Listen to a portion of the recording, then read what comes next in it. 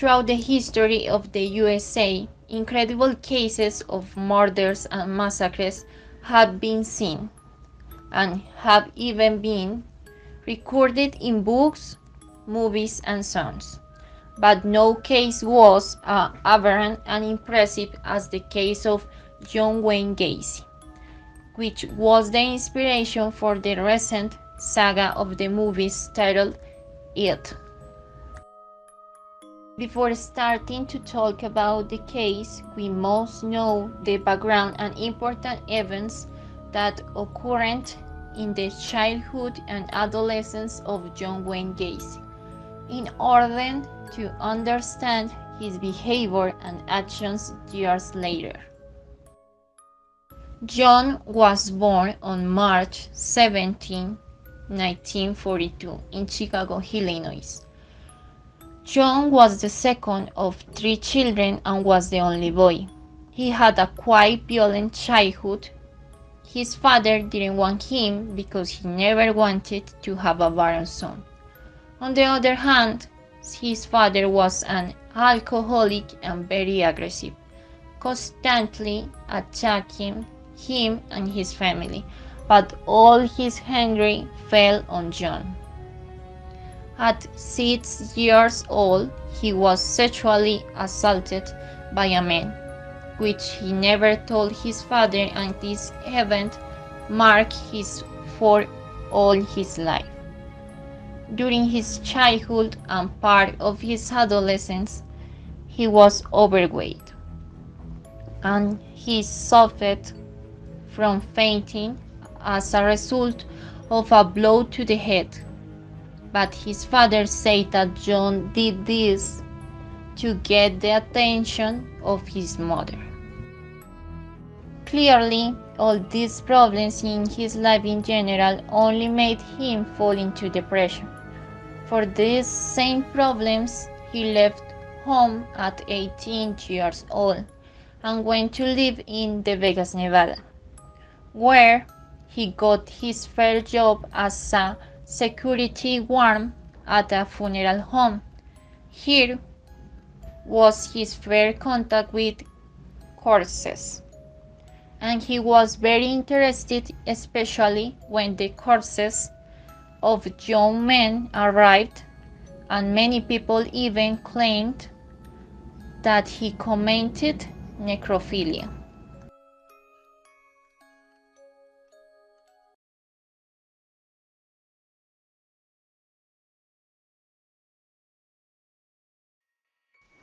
Sometimes later he arrived in a new neighborhood. When he arrived in that neighborhood, as usual, many of the neighbors came to welcome him, and he met a woman named Carol Hoff. It seems that they got along well from the first moment, and then they started a romance.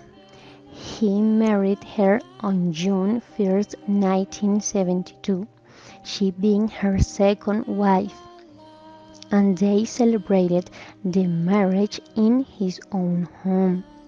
People said that when they came in that day, they noticed a rather strange smell of a dead animal or something like that. But he told them it was just smell that came from the basement because humidity. After marrying her, he wanted to enter the social life of the community, be accepted by everyone, and make people believe that he was a good man. At that moment, he decided to create his own clown costume, make up his face, and give happiness to the whole neighborhood. He worked for a long time as entertainer of children's parties and even became quite recognized in the Clown Guild under the name of Pogo the Clown. He raised funds for different causes and even also went to hospitals to encourage children who were sick, which for me is quite scary.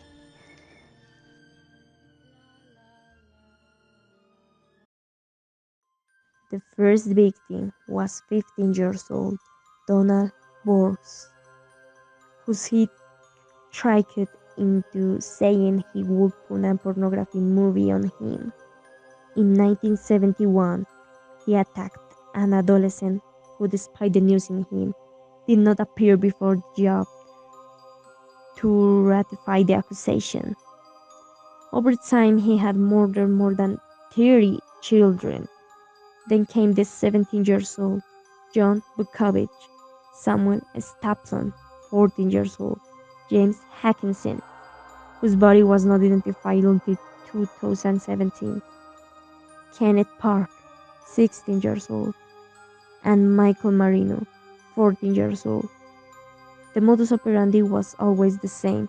He caught young people with drugs, pornographic movies, or with job offers at $5 an hour to end up putting them to sleep with chloroform.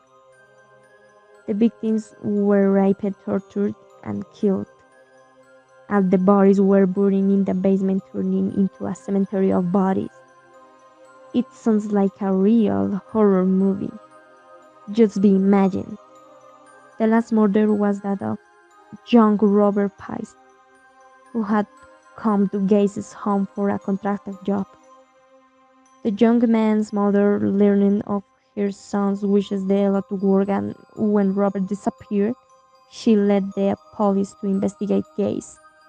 He cleverly denied having seen him, but the agents suspect him, and with the investigations, they found out his background of him as a pedophile. With a warrant from the judge, they searched the house and discovered evidence incriminating Gacy, who did not resist arrest and confessed to the murder of the young man.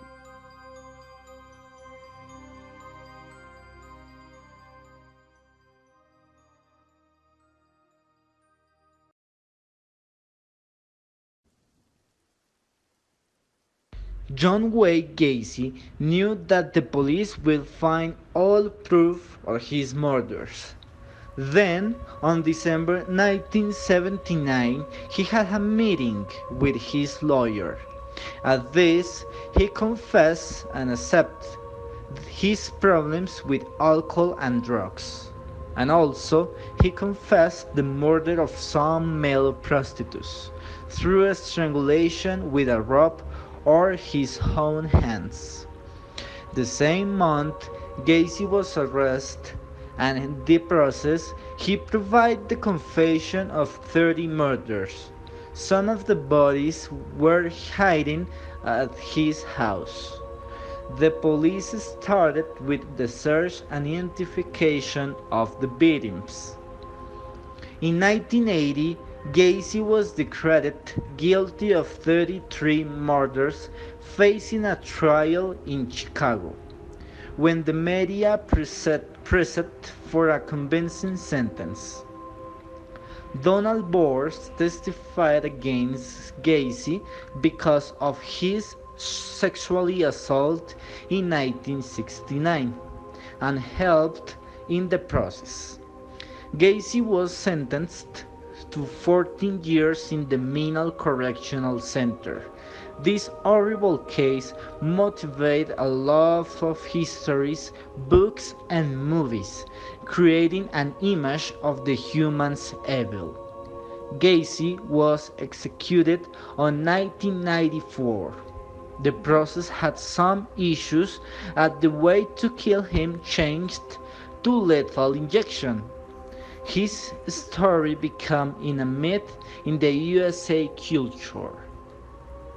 When we see the Gacy's case, we can see where the evil and the madness could arrive, bring a man to kill and do atrocities to other humans. This case taught us the limits of the horror, the innocence, and the old things that we consider normal can have a dark story behind it. And Gacy's story showed that.